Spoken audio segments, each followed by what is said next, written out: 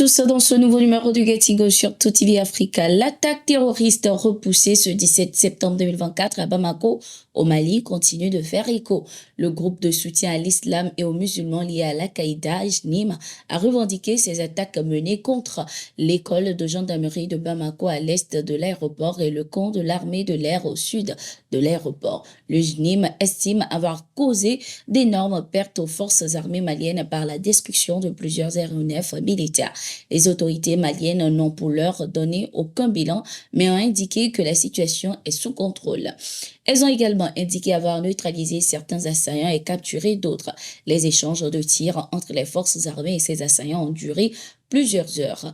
L'état-major général a indiqué dans un communiqué plus tôt dans la journée qu'il s'agit d'individus armés qui ont tenté de s'infiltrer dans l'école de la gendarmerie. Cette attaque a semé le trouble et la psychose au sein de la population parce que c'est la première fois que les terroristes procèdent à des attaques à Bamako, en plein cœur de la capitale malienne depuis l'arrivée au pouvoir du colonel Assimi Goïta.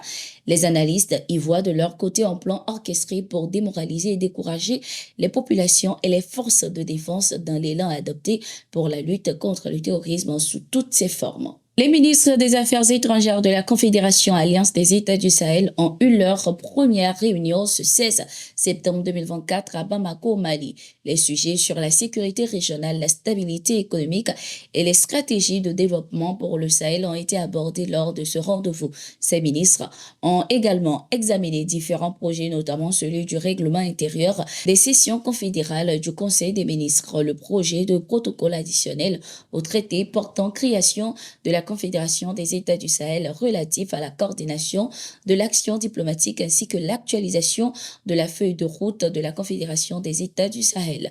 L'objectif de cette réunion était également de continuer la mise en œuvre concrète des solutions pour la lutte contre le terrorisme. Une occasion pour ces ministres de revenir sur le soutien affiché de l'Ukraine aux terroristes qui ont attaqué les forces armées maliennes à Tinzabaten.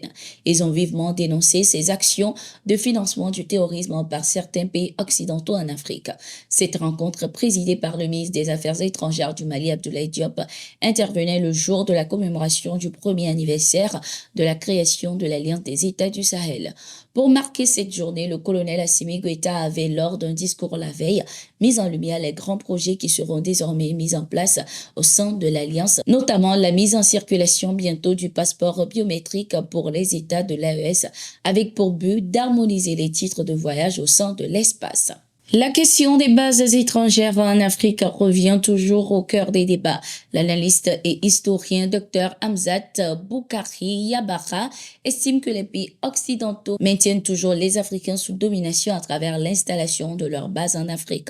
Depuis une soixantaine d'années, les États que nous avons ne sont que des pâles copies de la démocratie puisqu'on ne peut pas plaider la démocratie tout en gardant justement des structures coloniales comme le franc CFA, comme les bases militaires étrangères ou des structures d'ingérence qui empêchent le peuple de s'exprimer. Le maintien de la colonisation en Afrique à travers les bases étrangères et le franc CFA notamment est un déni total de la démocratie africaine et des pouvoirs africains, a-t-il affirmé. Il n'a également pas hésité à critiquer la gouvernance des chefs d'État africains qui ne sont en réalité que des marionnettes des dirigeants occidentaux. Il a révélé également la corruption dans le système politique où les partis politiques sont financés par le pouvoir en place pour jouer le jeu de l'opposition. L'une des difficultés que nous avons aujourd'hui en Afrique, c'est que pour vous enrichir, vous devez être dans les cercles du pouvoir. Donc, beaucoup de gens entrent en politique avec l'étiquette de démocrate pour avoir accès au gâteau national. Et je pense que c'est ça qui, aujourd'hui, est l'une des difficultés auxquelles nous sommes confrontés. Je pense que l'un des enjeux aussi, c'est que la colonisation a déresponsabilisé les Africains, a-t-il ajouté. Au Gabon, le président de transition, le général Brice Oligui Nguema, veut prendre des mesures qui s'imposent pour lutter contre la crise énergétique qui secoue le pays et permettre ainsi l'épanouissement des populations. Pour ce faire, le président de transition a eu une rencontre avec les acteurs de ce secteur, précisément les cadres de la Société d'énergie et d'eau du Gabon. Au cours de cette rencontre, le général Brice Oligui Nguema n'a pas mâché ses mots. Il a été ferme et a invité ses acteurs à prendre leurs responsabilités et à se départir du vol. Écoutons. Montre aussi une implication de certains agents véreux de l'AICG et dont nous avons tous été ici victimes de cette histoire de compteurs frauduleux. Elle ne date pas d'aujourd'hui. C'est une manière de racketter les populations. Parce que les compteurs, c'est vous qui les placez. Ce ne sont pas les populations. Vous et vos sous-traitants. Quand elle se présente à la SCJ pour demander l'acquisition d'un compteur, on lui fait croire qu'il n'y a plus de compteurs et qu'ils sont en manque. On rappelle à cette personne qu'il y a un sous-traitant qui a des compteurs. Et quand vous vous y rendez, le compteur, on vous le vend à 400 000 francs CFA. Moi-même, j'en ai payé les frais. On quitte de 120 000 à 400 000 francs CFA un compteur. Quand vous êtes dans l'urgence, vous êtes obligé de payer ce compteur. Une fois que vous le payez, il est installé par un sous-traitant. Et après, on vous dit qu'il faut codifier le compteur. Il faut encore payer la codification. Vous la payez. Généralement, c'est dans les 150 000 qu'on fait payer. Une fois la codification faite, vous chargez vos tickets EDAN. Et vous avez le reçu de vos tickets. 2 ans plus tard, 3 ans, vous avez la SCG qui repasse sur les lieux en disant votre compteur est frauduleux. Le Gabonais lambda qui ne travaille pas à la SCG, qui a payé ce compteur avec un sous-traitant. Et on vous dit il est frauduleux. Et on vous colle des amendes de 1 500 000 à 2 millions. Je sais parce que j'en ai payé. Et ce qu'on vous demande toujours, payez et on va vous expliquer. Comment vous expliquer qu'un compteur frauduleux, où le client paye des tickets EDAN et qu'il les charge, et on vient vous dire le compteur n'est pas reconnu à la SCG. C'est vous qui êtes à l'origine. Et comme on se connaît tous, quand on s'aventure pour demander aux frères, aux sœurs qui travaillent à la SCG, on vous fait comprendre que non, parce qu'ils ont changé un nouveau système. Et comme il faut rattraper les recettes, et ça arrive toujours en fin d'année, la SCG est déficitaire, il faut rattraper les recettes pour payer les fournisseurs. On vous fait comprendre que tous les compteurs ne sont pas reconnus à la SCG.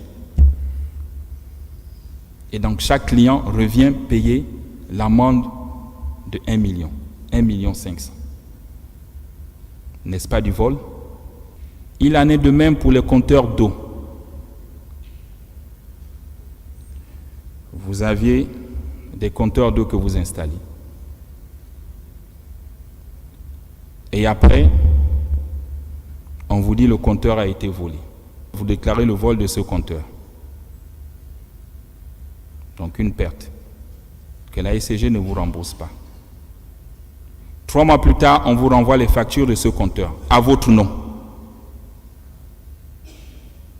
Et quand vous refusez de payer, vous avez ce système. Si vous ne payez pas, on coupe tous vos compteurs. Donc il faut d'abord payer. Et là, le client paye.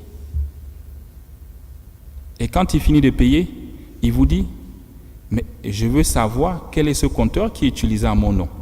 Vous êtes incapable de retrouver ce compteur. J'en ai payé les frais. Et même à Port-Gentil. On me dit ton compteur se retrouve à Matanda. Je n'ai jamais construit à Matanda. Mais vous faites payer les factures. Et on les paye. Donc ce vol est organisé par vous-même sur les populations. Les clients n'ont pas d'eau dans leur ménage. Quand on ouvre le robinet, c'est juste de l'air qui sort. Mais pourquoi vous faites payer les clients des compteurs où il n'y a pas d'eau? Ça nous fait mal à tous de voir nos mamans au quartier payer 5 000, 10 000 sur un compteur où il n'y a pas d'eau. Non, on paye l'entretien. Quel entretien? Eh bien, c'est sur cet extrait du général Brice Oligui Nguema que nous refermons cette édition. Merci d'être resté avec nous. Nous sommes en continu sur nos différentes plateformes et sur notre site d'information, le www.tourafrica.com. Respect.